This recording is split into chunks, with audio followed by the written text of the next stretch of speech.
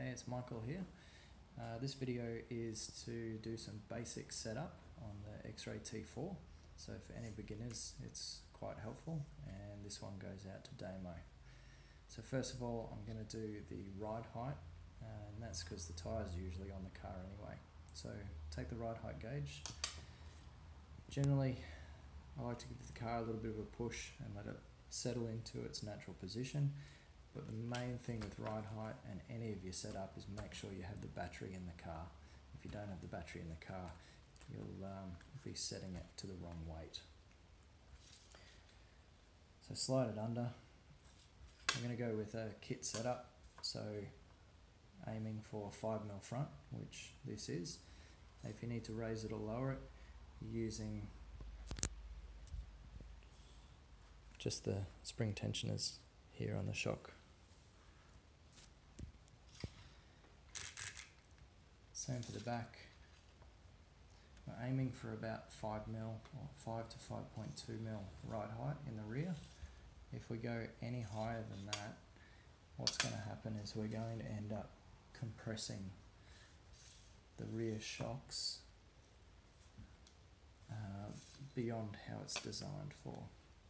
So ride height's done, we've got 5mm all the way around.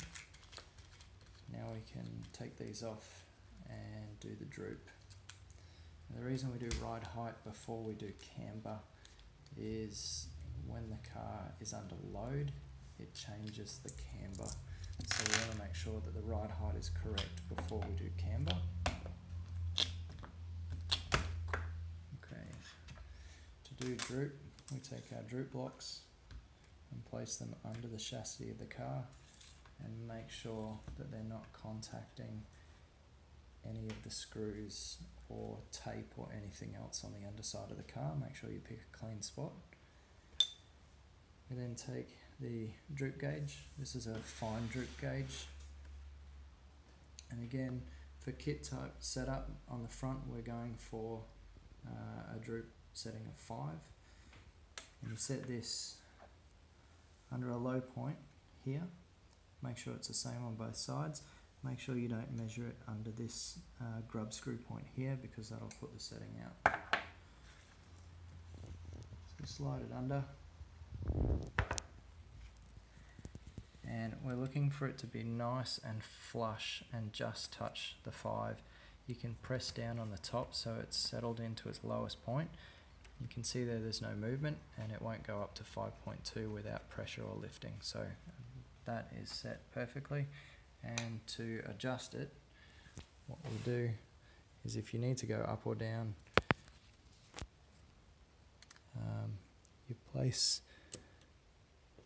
your hex wrench into the grub screw on the arm, and you can tighten to raise or loosen to lower it. So same on all sides. On the rear, kit setup is 4 on the rear. Now on this car, I've gone with 4.2 because that's the setup that works on the track conditions that I'm using.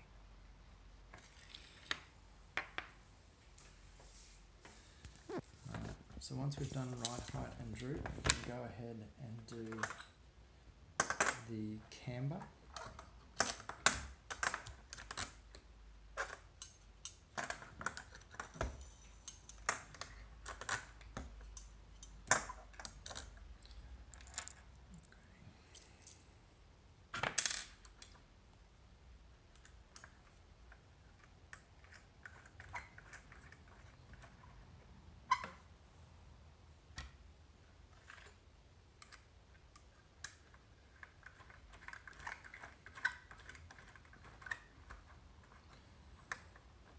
So again, just press the car and make sure it settles into its position, and from there you'll see the camber setting. So that at the moment that's at about -1.5.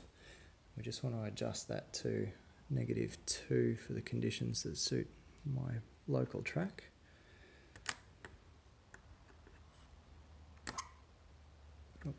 So we're just using the upper camber link to adjust that.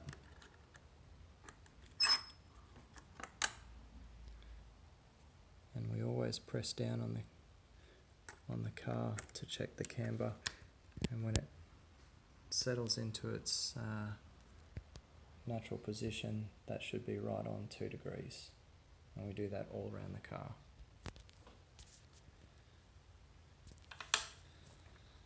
So once we've done that, we can then set the spring load on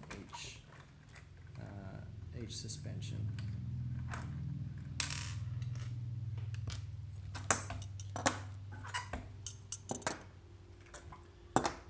Now, this is best done with a set of setup wheels, but if you don't have these, you can always do the same thing, just using the tyres on the car.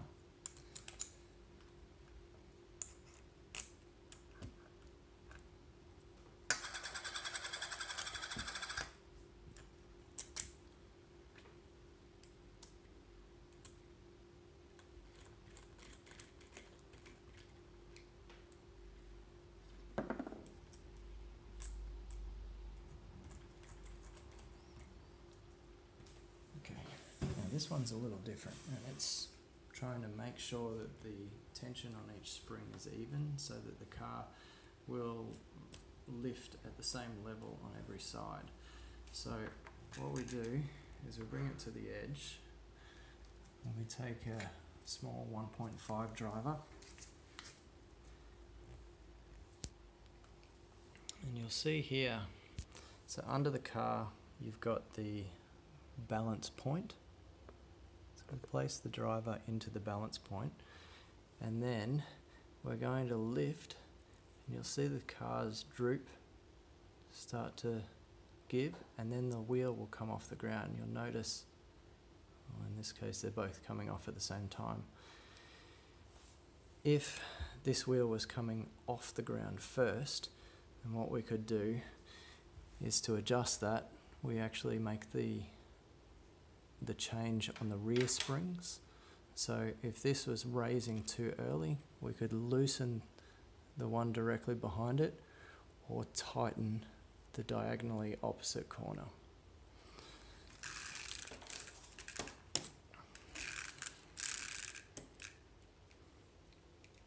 So we can do the same on the rear.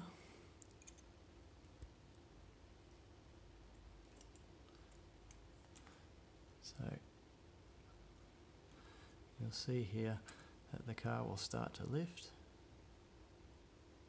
and then it's happening again. Both wheels are coming off at the same time. So the spring load on all four are nice and even, and again, if for instance this wheel was lifting first, we could loosen the front or tighten the diagonal opposite. And once you've done that, your setup's ready to go.